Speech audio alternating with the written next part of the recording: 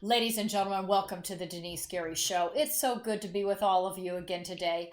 I have a very special guest with us, Laurel S. Bennett. This woman is a famous here in the United States. She ran for the United States Congress in Florida for the 86th District. I want to share with you a little bit of information about our guest tonight.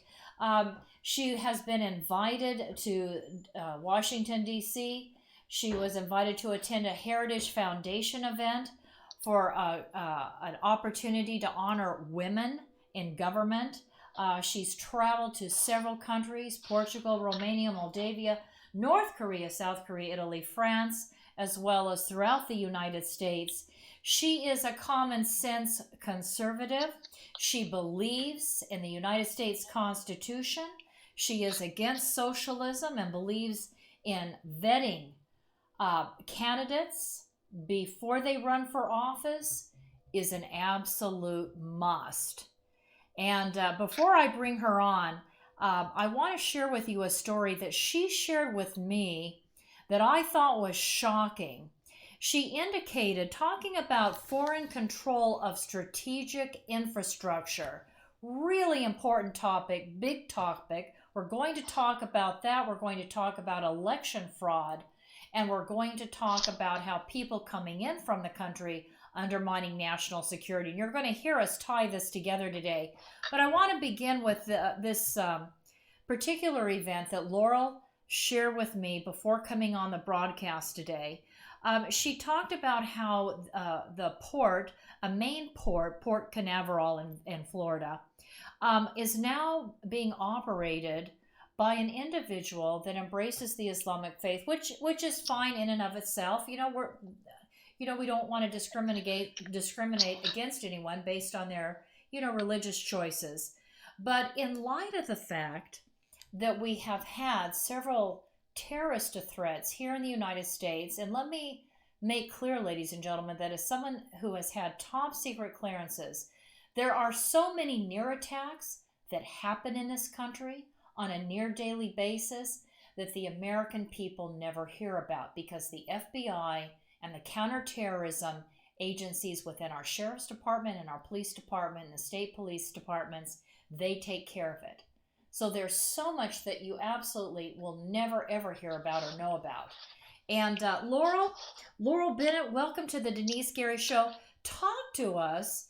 When you shared about this story about foreign control of strategic infrastructure and this port, I looked it up, and it talked about how another former congressman, has objected to foreign control of strategic infrastructure, and yet it seems like anybody can run for office and get elected. But are we doing any kind of vetting to understand if they or their family member or extended family member has any ties to terrorist organizations? Can you answer that question for us today, Laurel? No, we don't. I just think first off, thanks very much for taking the time to have me on your show, Denice. My pleasure. Really appreciate it. My pleasure. As far as voters go and having the vetting done, we don't do enough of it. It takes the individual person or a team to actually vet the candidates before the election. Mm-hmm. And a lot of times that's not done. And case in point, the gentleman that was running as a Muslim, and if you say that wrong or say it inappropriately, somebody's going to take offense to it. But at this case, you don't want a particular person to become involved or run a particular area. In this case, the port. And I want to call the audience's attention to the fact that this individual that's running your port down there in Florida is based in the United Arab Emirates, the UAE. And I don't know how much the audience knows about the UAE. But, as someone that's been a Middle East specialist for a number of years, there's a lot of terrorist activity within the Gulf states. I'm thinking about Qatar, another perfect example of a nation state that supports Islamic terrorism. So I guess when you share that, and you share there's no real vetting that's going on from people, they could be coming in from South America, Central America, Mexico, people coming in from around the world. We don't know who they are. They become citizens. Sometimes they run as Democrats. Sometimes they are trying to promote a communist or socialist agenda, but they register as Republicans and they run on the Republican ticket. This is concerning. So, Laurel, you're suggesting that we have some legislation that will vet candidates going forward. Is that correct? Yeah, that would be nice, wouldn't it? If you knew that there was a tie to a terrorist organization, let's say ISIS, then you cannot be part of the legislation that creates rules and regulations for the United States. Because now all of a sudden you have your constituents voting for rules and regulations that hurt the nation. Right? So, and you see this with Omar right now, where she's packing the area with Somalians so that she'll be reelected. In the meantime, Sharia law is hurting us in the United States, right? So you want to make sure that the vetting is done prior to the elections and that the people have a good choice to choose from. Let's unpack, just a minute, let's unpack what you just said, because what you said is explosive and it's very important. And I want people to understand this. So, you know, you mentioned Elhan Omar, the representative from the state of Minnesota. She's in the House of Representatives. She's, I believe, really contributed to the level of anti-Semitism in the United States. Anti-Semitism in the United States leads to violent attacks on American citizens, which of course impacts communities and families. It impacts the taxpayer, the police departments, the courts.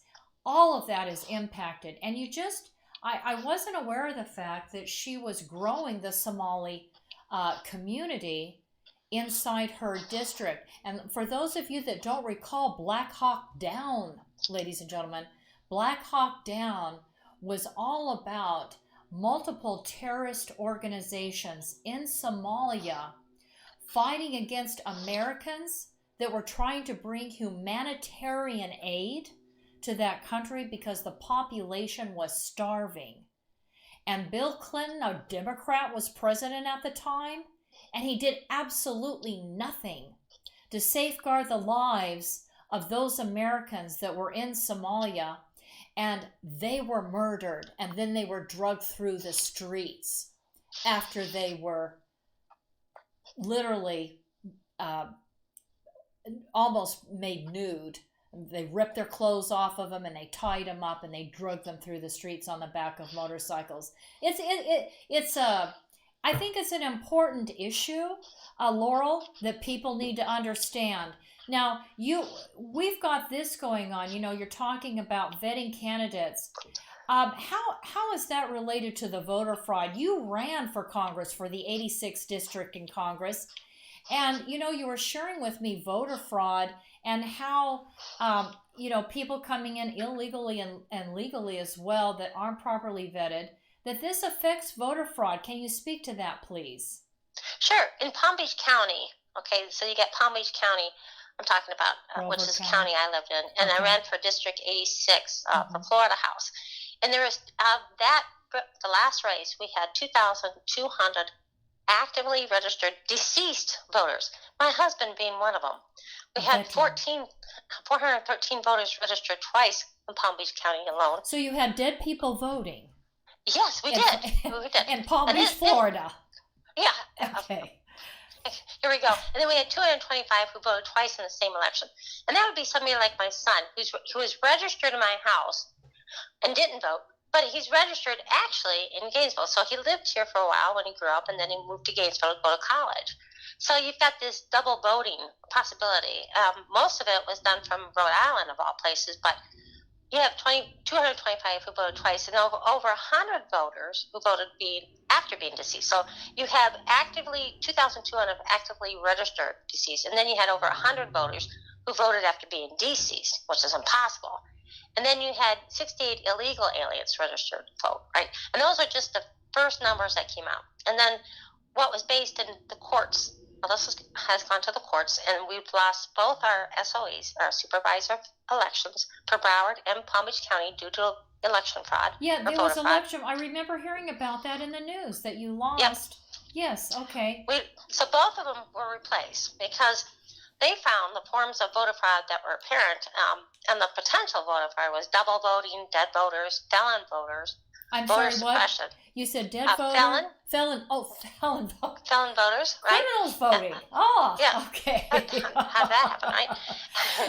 Then you had voter suppression. And one of the big cases here was that, this was a while back, this is before me, was Black Panthers were outside the city election booth, right, which was intimidation of the people to go in and vote.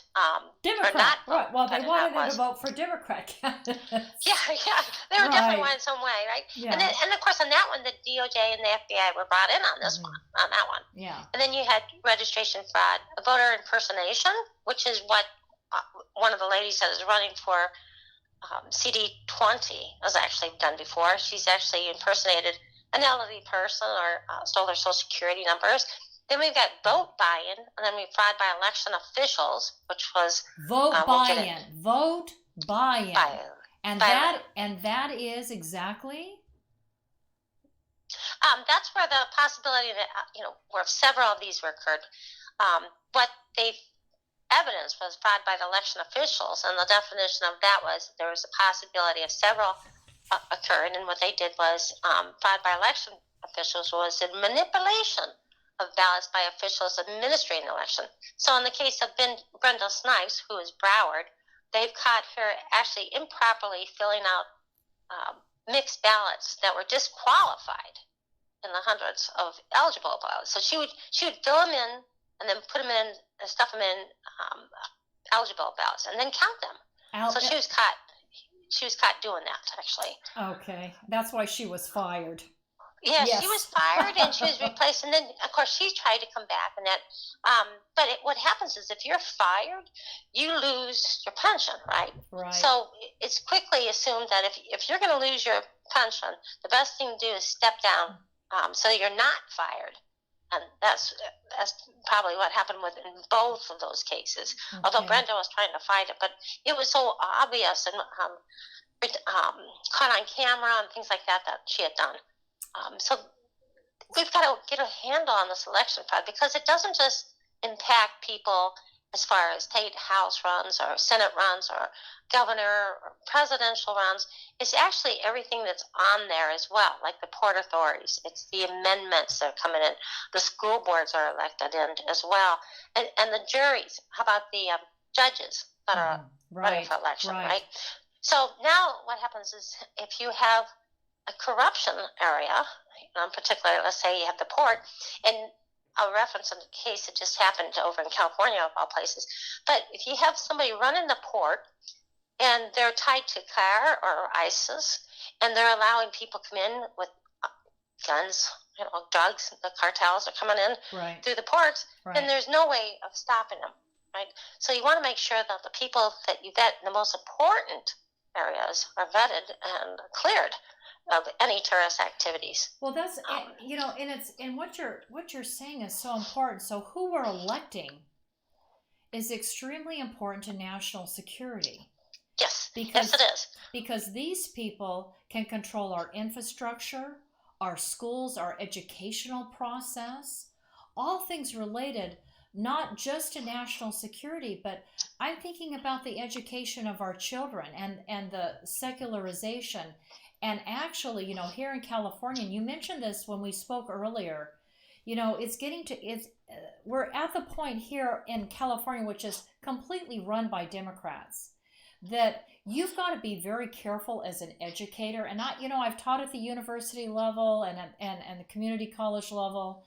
I've taught basically every level, but it's so important for people to understand that when you've got people coming in with a communist or socialist agenda from a foreign country, and they're really they want to run as a Democrat. Sometimes they'll shed their Democratic registration, and register as Republican. And they're coming in, from what you've shared with me, Laurel, they're coming in and they're really sort of changing who we are in terms of our Judeo-Christian values. I think about how we're told here in California that we have to have, that educators have to call people, if you've got an adult student who walks into class one day and, his name is Paul, and he walks into the class next week and says his name is Paula, and you don't refer to him with a female gender pronoun, you're going to be in trouble.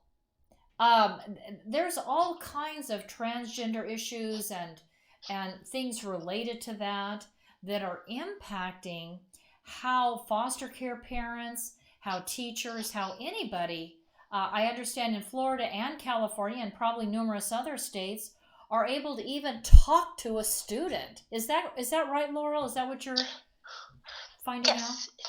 Yeah, we're finding out that how these teachers interact. The elected people allow certain people to be hired, and then how they teach our students is one way versus how they're being taught at home, right? Mm-hmm. So we've got some people pouring into the homeschooling areas at this point and the charter schools because they're holding their ground. They're not bending to the public rule. And that's where the education begins, actually, because you start indoctrinating these little kids to think one way, and then they spend most of their day with the teachers, right? And then they go home and they have a few hours with mom and dad before they go to bed and do their homework, and then they're off for the next day. So the time frame to indoctrinating these kids is huge versus what the parents have a chance to do at home. But once the parents catches on, then they seem to jump out of it and start going back to the school board. And we're fighting that here. We've got some books that are in Palm Beach County that are teaching the kids that marriage is not between a man and a wife. A man and a woman. Mm-hmm. Two men, two women. Yeah. Anything, and then we have, when they did the transgenders, there's 15 different types of sexes, I guess now, but they didn't realize how much money was going to be tied up in the legal process of just changing the bathrooms, allotment, exactly. People don't realize, right? So you have to somehow step back and use some common sense, and be conservative on the budgetary parts of the educational system and do the best you can. But you also want to stick with what their Constitution says and not what the opinion or the popular vote is at the time, type deal. Are Democrats in your state? I know here in our state, children, for example, even in kindergarten, are being told that they should actually question who they are. So if they're a little girl, they need to question the fact that they're a little girl. Maybe there's something else. And boys are taught to question themselves. Maybe they're not a little boy. Maybe there's something else. I mean, last time I checked, Laurel, DNA, it was, we're either male or female. We've either got that. There's only a couple different chromosomes we can have. And I thought it was male and female. But anyway, I guess the science community will have to go back and look at those chromosomes and our DNA. But I guess what we're trying to say to the audience is, and you correct me if I'm wrong, Laurel, but I think what we're trying to say is based on what we're finding out today, that people are coming into the country and they're really trying to subvert our way of life in an effort to undermine who we are as a country. Is that what the evidence points to that you're uncovering?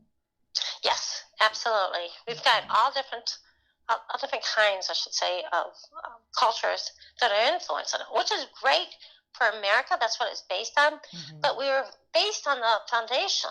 The foundation was based on Christian Judeo values. Mm-hmm. It was not based on all these other cultures, and one is, of course, to annihilate all Christians. And you see that happening over, obviously, outside of our country, more so than inside our country. Mm-hmm. But we want to prevent that from happening. We don't want to add to that. So the best way to do that is make sure that when you're voting for somebody, a school board, you make sure that you're voting for your religious beliefs, not necessarily the popular vote. One of the things that when you were bringing up that story about the kids, there was a little boy in the gentleman was instructor was teaching the kids and going through that process that you just mentioned in California, with the boys being boys and girls being boys or girls and vice versa, and if they wanted to switch. And there was a little girl that she was real popular, right? And she's like, and everybody wanted to be her because she was real popular and cute and everything else.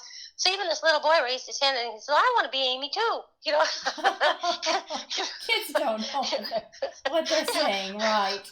Yeah, and they didn't have a clue, but then the teacher's like, oh, brother, you know, here we go.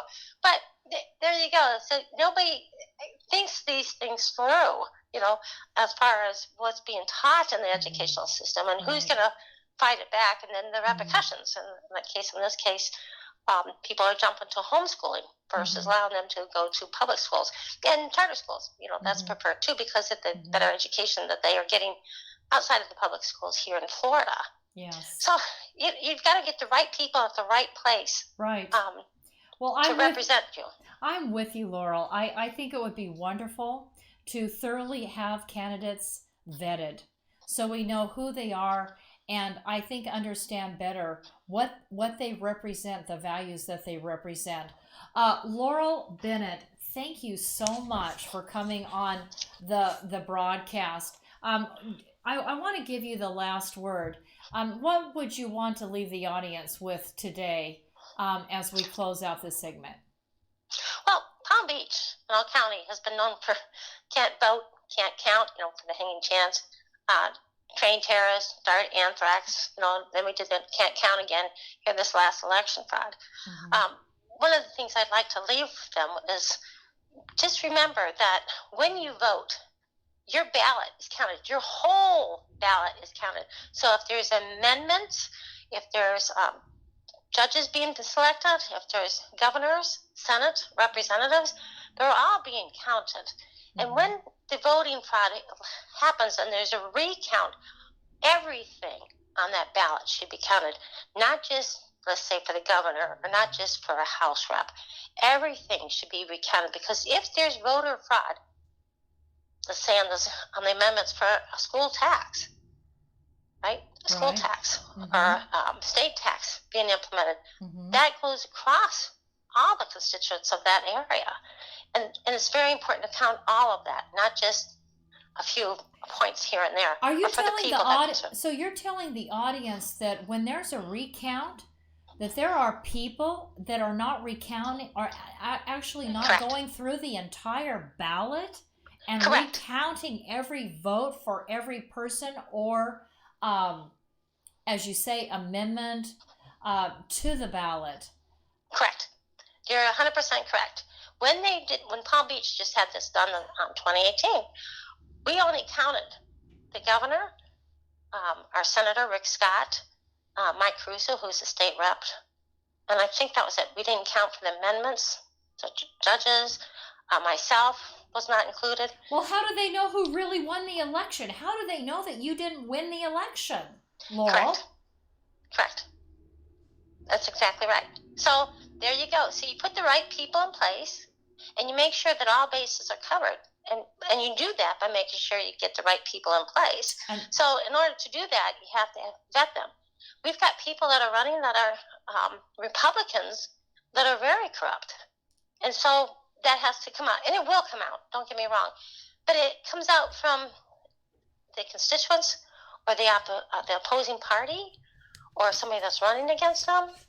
But it does come out. Well, it's my understanding. But in the meantime, that candidate is racking in money thinking that they're going to make it, and they're taking money from innocents that don't have a clue. It's my understanding that those quote-unquote Republicans, from a conversation I had with another individual, that these individuals actually weren't really Republicans. They came into the country with another agenda, truly socialists, and decided they wouldn't run as a Democrat. They run as a Republican in order to split the ticket so the Democrat would win. But I understand, and of course that's voter fraud too. But I just understand there's a lot of different kinds of ways we can talk about fraud and corruption in elections. And And I really appreciate you bringing this to our attention. Laurel, thank you so much for coming on the Denise Gary Show. And know you are welcome back anytime. Well, thank you very much, Denise. I really appreciate and all your listeners too. So thank you very much. Thank you so much. Okay, talk to you next time. Bye Okay, bye. bye-bye. I'm sorry, students. Students. Students, excuse me. Let's go to Annotate's. President Trump has correctly stated that economic security is national security. And in the Tehachapi Mountains of Kern County resides a United States defense contractor, Annotate's Products. Here is the Silicon Valley of the aerospace industry, right here in East Kern. Annotate's Products is a forward-leaning manufacturer and distributor of hardware sold to major defense and aerospace companies. We're talking about Boeing, Lockheed Martin, United Technologies, Northrop Grumman, Raytheon General Electric, and on the list goes, as well as to every United States ally worldwide, including Israel, America's most important strategic ally in the Middle East. And for everything that flies, Annotate's Products is providing the parts. And with me today is the president of Annotate's Products, Scott Baker. Hi, Scott. How you doing? Scott, tell us why you believe this corner of Kern County is the hub of the aerospace industry. Well, this portion of Southern California here out in the Antelope Valley, it contains, some of the most cutting edge technology going on in aviation today. We have some of the UCAS programs with unmanned technologies going on. We have Edwards Air Force Base out here who's doing continual testing in their area. We have the Naval Weapons Station up there at China Lake doing some fantastic cutting edge stuff, cruise missile technology, and those things are going on. We have Scale Composites locally doing a lot of composite technology, which is new. We have SpaceX, which is a private one private entity putting things into space now. This area is the growth center for aviation's future, and this is the area I think that as a nation we need to be concentrating some of our effort and taking this technology. And as we all know, with the space program from Apollo years ago, out of these technologies, we the private sector are going to reap some of the benefits of that. Thank you, Scott. Ladies and gentlemen, Scott Baker, president of Annotate's Products.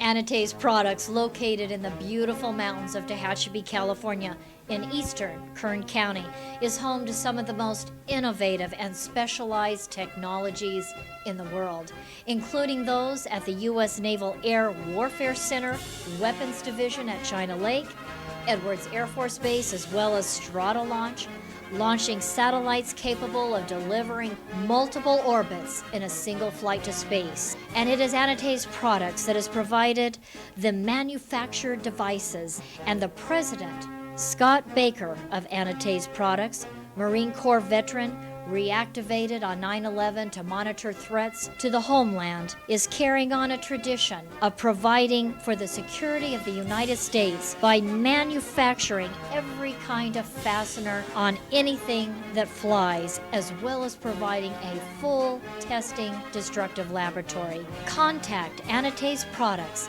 now in business for 30 years, at 661-822-6873. Located at 1314 Goodrich Drive in Tehachapi for your manufacturing and testing needs today. And I want to take this time to say thank you to Ralph Frugaletti of Frugatti's Restaurant here in Bakersfield, California. Ladies and gentlemen, again, every year it's awarded Best Restaurant, Best Italian Restaurant. And I hope all of you will take the time to come visit me here in Kern County. We're here in the San Joaquin Valley in California. Come say hello. You can oftentimes see me at Frugatti's Restaurant on a Friday or a Saturday night. And again, thank Ralph Frugaletti for advertising on the Denise Gary Show. We really need to hear from you. If you'd like to send a tax-deductible contribution to get your pen out and an envelope and a checkbook, write it to the Middle East Initiative. That's a 501c3 private operating foundation. It's an educational foundation, and that's what we try to do here on the Denise Gary Show, is bring you information and greater understanding about issues that are important to all of us here in the United States and even in Israel. And now trying to expose more of the kinds of things that are going on south of the border in Mexico and Central and South America. Trying to expand and again explore some of the issues that are so extremely important to the United States today. And I hope that you will help support us. We need to hear from you. Again, if you write that check to the Middle East Initiative, I'll send you a lovely thank you note, and I'll provide you with our tax ID number so you can get that contribution.